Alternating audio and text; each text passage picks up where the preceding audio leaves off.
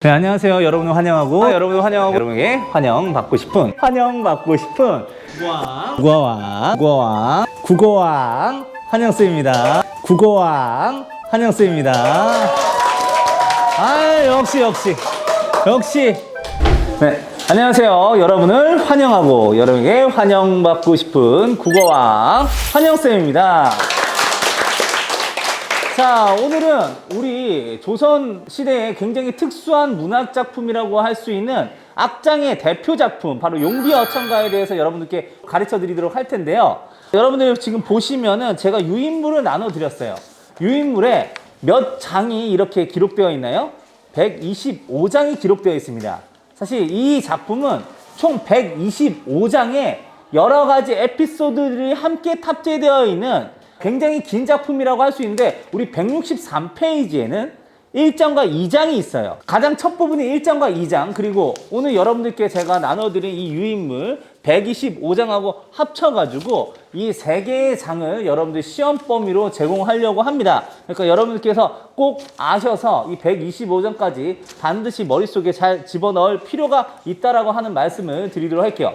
오늘은 이 용비어천가와 관련돼 가지고 크게 3가지 파트로 수업을 진행을 하려고 합니다. 첫 번째는 이 용비어천가 전체에 대한 개관을 할 거예요. 개관이라고 하는 건 전반적인 설명, 작품에 대한 설명을 하려고 하고요.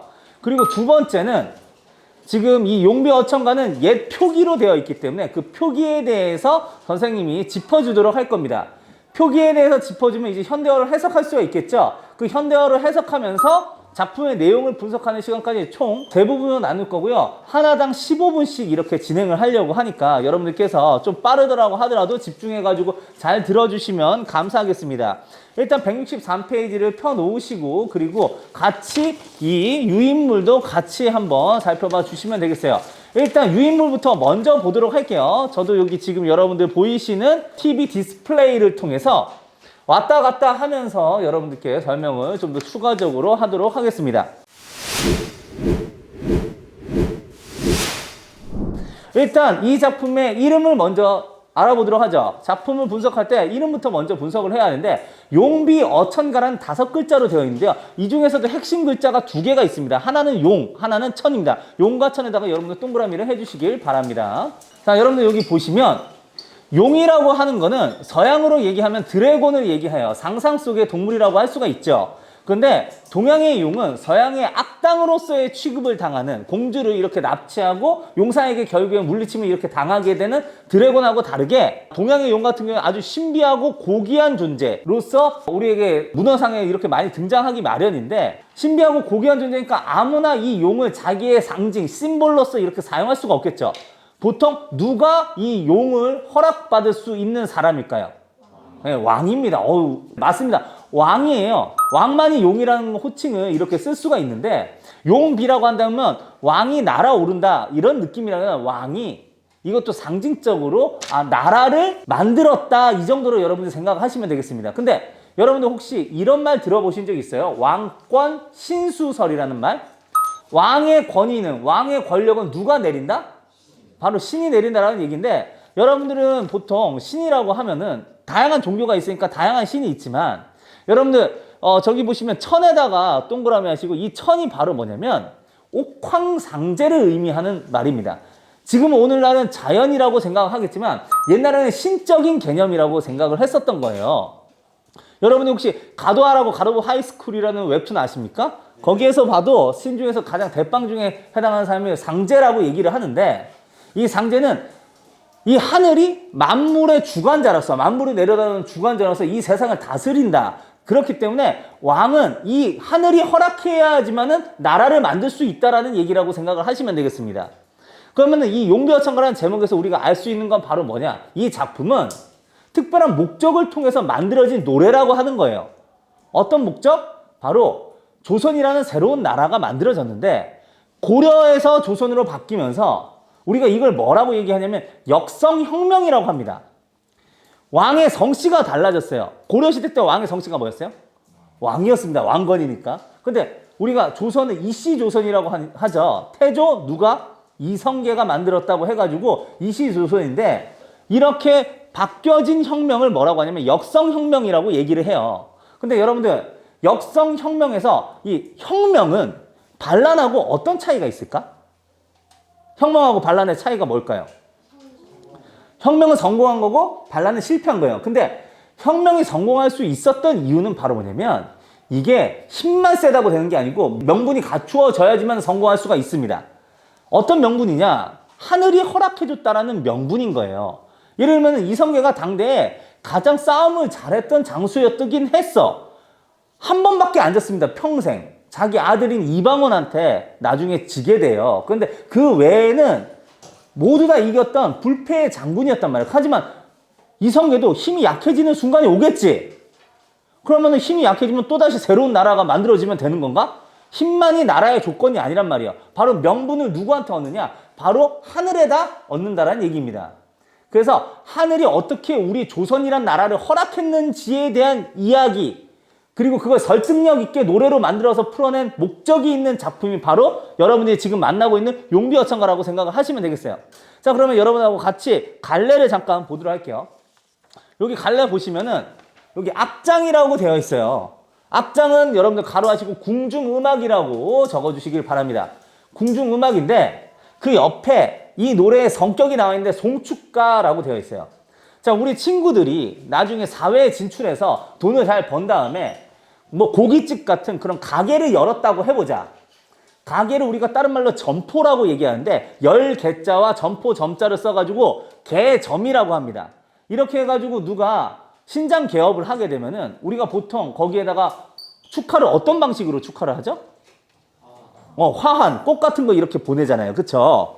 그런데 개점도 그렇게 축하를 하는데 개국은 훨씬 더 큰 차원이니까 아예 노래를 만들어가지고 축하를 한 거예요. 왕조가 열어 젖혀졌음을 축하를 하고 개국을 축하하고 왕조가 무궁한 발전을 하기를 축하를 한다는 거를 보낼 송자에 축하 축자를 써가지고 송축이라고 하고 그걸 송축가라고 얘기를 하는 겁니다. 아시겠죠? 자, 이렇게 여러분이 생각을 해주시면 되겠습니다.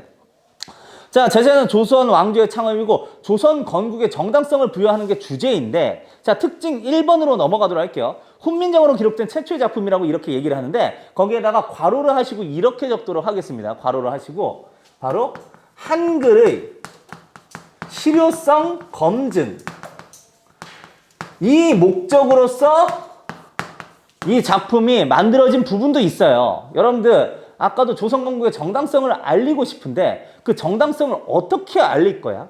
지금 같은 경우에는 내가 내 브랜드를 알리고 광고를 하고 싶다고 한다면 TV라든가 혹은 방송 매체 그리고 SNS 그리고 이 유튜브 같이 실시간 인터넷 스트리밍 서비스를 가능한 그런 매체들이 다양하지만 옛날에는 그런 수단이 적었단 말이에요. 그 수단이 두 가지밖에 있을 수가 없었어요.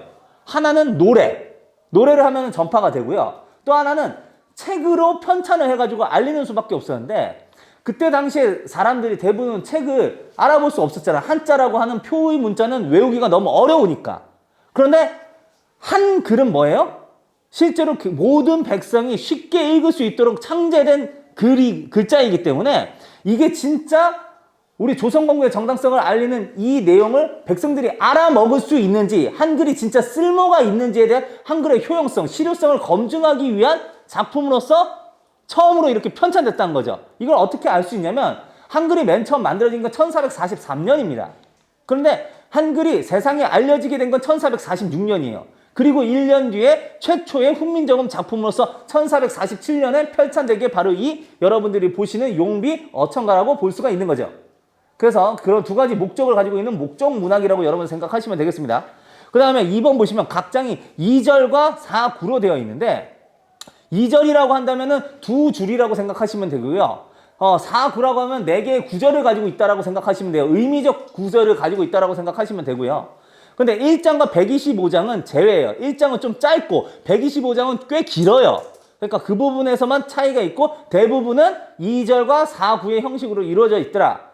그 다음에 3번 볼게요. 주로 전절에서 중국의 사적을 했는데 여러분 여기에서 나와 있는 게 사적이야. 사적은 역사적 행적입니다. 역사적 기록이라고 여러분들 생각을 하시면 되겠어요. 근데 여기서 약간 애매한 게 우리가 지금 조선 이야기를 하고 있는데 왜 중국 이야기가 나오지? 중국의 사적에 대해서 왜 나오는지에 대해서 여러분들이 생각해 볼 필요가 있어요. 조금 이따가 그 이유를 가르쳐 드리도록 하겠습니다. 그 다음에 후절에서는 6조의 사적이라고 했는데 이게 6조가 바로 뭐냐면 6명의 조상을 의미합니다. 세종대왕 때 지금 이게 만들어진 작품이란 말이에요. 세종대왕의 아빠가 누구지? 태종 이방원이에요. 그럼 세종대왕의 할아버지는 당연히 태조 이성계겠지? 근데 그 두 명의 아버지, 할아버지만 얘기하는 게 아니고 증조 할아버지, 고조 할아버지, 현조 할아버지까지 막 줄줄이 계속 올라가서 얘기를 하는 겁니다. 그들의 역사적 행적을 보여주는 거예요. 근데 이걸 하는 이유가 바로 뭐냐면 바로 이 두 가지의 역사적 행적을 통해서 하늘이 우리 조선을 허락했다라고 하는 거를 증명하려고 하는 데 있습니다. 그 구조에 대해서 여러분한테 한번 말씀을 드려보도록 할게요. 여러분들 거기 옆에 보시면 구조가 나와 있는데 크게 세 부분으로 나뉘어져 있어요. 자, 첫 번째 개국송, 그리고 두 번째 사적찬, 세 번째 개왕훈입니다. 자, 이제부터 중요하니까 잘 들어보도록 할게요. 여러분들 여기 보시면 개국송이 몇 장부터 몇 장으로 되냐면 1, 2장입니다. 우리 교과서 163페이지에 나와 있는 게 바로 개국송이에요. 나라를 열어젖힌 거를 송축한다라는 얘기입니다. 축하한다라는 얘기예요. 근데 사적찬이 3장에서 109장까지예요. 그러면 개왕후는 110장에서 125장입니다. 자, 여러분한테 여기서 질문. 이 중에서 분량이 가장 많은 게 뭐예요? 사적찬이죠? 이 사적찬이 지금 여기에서 메인인데 조선건국의 정당성을 여기에서 증명을 하려고 할 거예요. 어떤 방식으로 증명을 하려고 하는지를 지금 설명을 해드리도록 하겠습니다. 아까 2절로 되어 있으면 앞에 줄이 있고 뒤에 줄이 있잖아요. 앞에 줄을 우리가 무슨 절이라고 하냐면 전절이라고 얘기를 하고요. 뒤에 줄을 후절이라고 이렇게 얘기를 하는데, 자, 여러분들 여기 전절이 아까도 말했다시피 중국의 고사가 나와요. 중국의 옛날 이야기. 근데 중국의 그냥 평범한 사람의 얘기가 아니고 중국의 성스러운 왕이라고 칭송을 받는 사람들의 이야기가 나와요. 중국 성왕의 사적이 나와요. 고사가 나온다. 그런데 그 다음에 여기에 보면은 아까 세종대왕의 6명의 조상이라고 하는 6조 목익, 도한, 태태입니다. 이걸 어떻게 읽냐면 태종 이방원, 태조 이성계, 그리고 환조, 도조, 익조, 목조라고 해가지고 6명의 조상을 의미를 해요. 이 사람들의 사적을 얘기를 해요. 근데 왜 관련 없는 중국 성왕의 이야기를 하느냐? 여기서부터가 여기에서 조선건국의 정당성을 증명하는 행위가 되는데, 자, 보도록 할게요. 여러분들 그 중국이라고 하는 곳이 우리가 뭐 어떨 때 보면은 중국하고 또 갈등 관계가 있어가지고 별로 안 좋아하기도 하지만 역사적으로 볼 때 어쨌든 동북아시아의 맹주였다는 것은 사실이죠. 그리고 중국이라는 땅덩어리 엄청 큰 땅덩어리였다는 것도 여러분들 인정하죠. 근데 거기에 중국 전체를 다스리는 황제가 된다라고 한 건 정말 대단한 일이라는 걸 여러분들 인정하시겠어요? 그 최고 큰 땅을 최고의 우두머리로서 이렇게 다스린다라고 한다는 것 자체가 결코 수월한 일이 아닙니다. 이거는 하늘이 어쩌면 허락을 해야지만 가능할 수가 있어요. 그래서 옛날에 그 중국을 다스리는 황제를 뭐라고 얘기를 했냐면 천자라고 얘기를 했어요. 천자. 하늘의 자식이다 이거야. 하늘이 허락했다라는 얘기예요. 근데 여러분들이 알고 있는 중국의 황제 중에서 정말 대단한 황제들 누구 있지? 진시황이 있어요. 네, 진시황도 있고 뭐 당태종 이세민도 있고 금나라 태조 등 정말 굉장히 유명하고 하늘이 허락했다고 할 만한 위인들, 특별한 능력을 가지고 있었던 사람들이 분명히 존재합니다. 그 사람들에 대한 이야기는 매우 유명해요. 그래서 그 사람들에 대한 이야기를 앞에다가 두고 그 사람들의 행적이 정말 뛰어나고 이 사람들은 정말 하늘이 인정을 했는데 우리 6명의 조상들도 못지 않았어. 거기에 버금갔고 비견할 만했고 그 이상을 보여줬어 라고 하는 거를 얘기를 해주면 뭐냐면 여기가 하늘이 인정했으니 우리도 요가 버금간다면 우리도 사실 하늘이 인정한 거나 다름없는 보통 사람이 아니고 하늘이 내는 사람들이다 라고 하는 공식이 성립이 되죠. 그렇게 해가지고 조선건국의 정당성을 증명을 하는 방식이라는 얘기입니다. 예를 들면 이런 거예요. 옛날에 금나라 태조가 굉장히 싸움을 잘했어요. 그래가지고 무용이 뛰어났는데 적의 수천 명의 적이 자고 있을 당시에 혼자서 기습해가지고 거기를 휘저어놓고 도망을 칩니다. 그러니까 어그로가 끌린 애들이 따라가게 되죠. 이렇게 따가닥 이렇게 말을 타면서 이렇게 도망치고 되는데 뒤에서 쫓는 애들이 금나라 태조 쫓으면서 굉장히 쾌재를 불렀어. 왜 쾌재를 불렀냐면 하필이면은 계곡 쪽으로 가고 있는데 그 계곡이 물살이 거세고 그 물의 폭이 굉장히 넓어가지고 도저히 그냥 도망칠 수가 없는 곳이란 말이야. 쟤 이제는 독에 빠진 쥐다 이렇게 도가내든 쥐다라고 이렇게 생각을 하고 있었는데 갑자기 그 계곡을 말을 가지고 점프를 했더니 하늘을 날아 올라가지고 그 반대편까지 이렇게 가버렸어요. 그러니까 이걸 딱 보는 순간 쟤가 뭐지? 저게 실제로 가능한가? 불가능한 거 해놨으니까 금나라 태조는 하늘이 내린 사람이라는 얘기야. 알겠어요? 근데 그거하고 비슷한 이야기로 어떤 이야기가 있냐면 이성계가 있어요. 이성계가 예전에는 고려시대 때 장수로서 홍건전과 왜구가 이렇게 침범했을 때 다 물리쳤거든. 근데 화살을 정말 잘 쐈어요. 근데 어느 순간 적한테 둘러싸여가지고 포위되려고 하는 그 순간에 어떻게 되면 똑같이 말을 타고 금나라 태조처럼 아까 금나라 태조는 멀리 뛰기라고 하면 여기 높이 뛰기를 해가지고 한 3층 높이의 벽으로 올라갑니다. 한 번에. 그러니까 적이 닿을 수 없는 곳에서 위에서 화살을 탁탁탁탁 쏴가지고 다 헤드샷 날려가지고 그냥 다 쓰러뜨렸단 말이에요. 그런데 여러분들 이런 얘기를 하면은 금나라 태조는 도망친 수준이면 이성계는 아예 다 물리쳤지. 사실은 누가 좀 더 우위야? 누가 더 세? 이성계가 더 센 것처럼 이렇게 묘사가 되어 있단 말이야. 그러니까 적어도 우리 이 목익도한 태태 이 6명의 조상들의 얘기를 100장이 넘는 에피소드를 통해서 계속 이거를 증명을 합니다. 중국 성황하고 비교를 하면서. 그러니까 우리도 하늘이 허락했다라고 하는 그런 공식을 아까처럼 성립을 할 수 있었다라는 말씀을 이렇게 드리는 거죠. 알겠어요?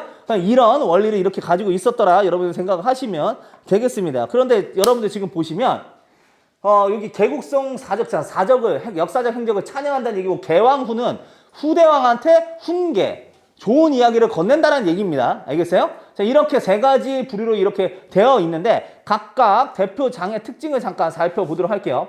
여러분들 여기 보시면 제2장의 경우라고 되어 있죠. 개국송 같은 경우에 순수한 우리말을 구사되고 있다라고 얘기했는데 여러분들 잠깐 따라와가지고 보도록 할게요.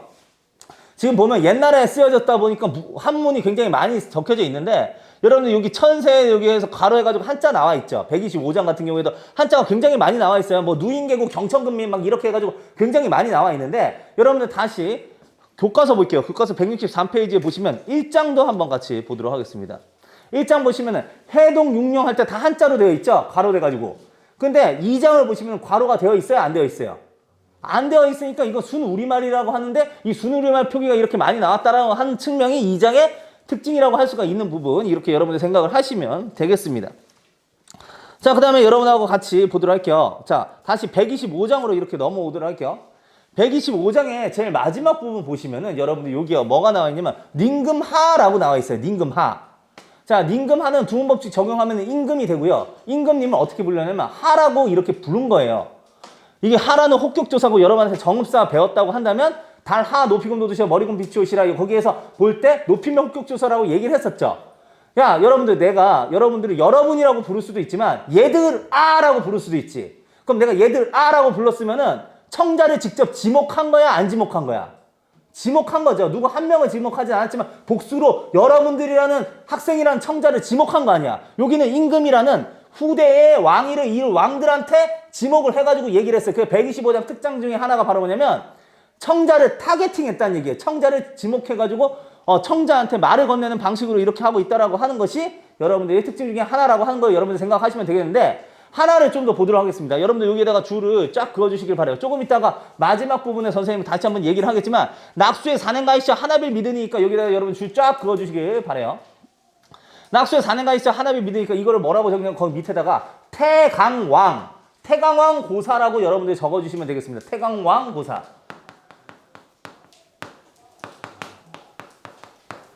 근데 이 태강왕이 어느 때 왕이냐면은 중국 왕이에요. 중국 왕. 근데 아까 중국이 앞절에 나온댔어요? 뒷절에 나온댔어요? 전절에 나온댔어요? 후절에 나온댔어요? 전절에 나온댔는데 지금 이거 마지막 절이거든? 그러니까 이건 여기에는 후절에 나오지. 그러니까 얘는 다른 주로 그렇게 전절, 후절 이렇게 나눠가지고 이렇게 했었던 거하고 차이가 있게 중국의 고사가 얘는 후절에 나온다는 게 특징 중에 하나입니다. 알겠죠? 자, 이렇게 여러분한테 말씀을 드렸습니다. 자, 그러면 해가지고 이렇게 용벼천가에 대한 전반적인 얘기를 드렸으니까 이제 표기에 대한 얘기를 드리도록 할게요.